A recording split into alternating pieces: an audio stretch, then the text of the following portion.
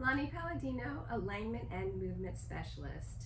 Today I'm going to show you an exercise that rolls out the muscles of the back along both sides of the spine. We're going to avoid the lower back and the neck, so we want to stay rolling from the lower ribs. So you want to feel where your ribs are. Start there and then finish on the shoulder without going to the neck.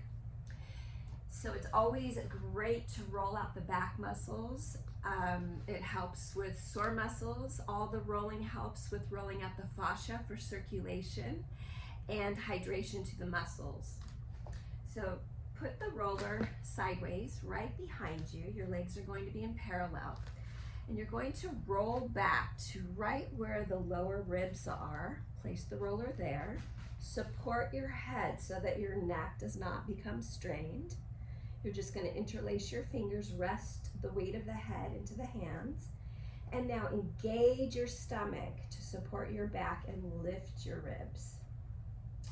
Lift your hips up, and then walk your feet forward, letting the roller go all the way to the shoulder. And then walk your feet or just shift your weight back to allow the roller to go just to the lower ribs. Back and forth. Keeping the breathing nice and steady. Inhale and exhale, lengthening through the neck, stomach in. Good. And then place the hips down when the roller is right under your thoracic spine.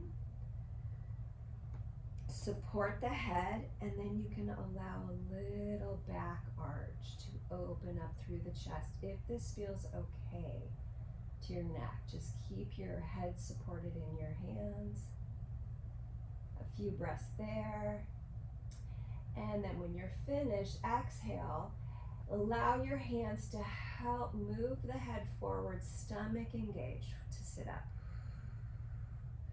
And then you can use your hands to help you up. Good.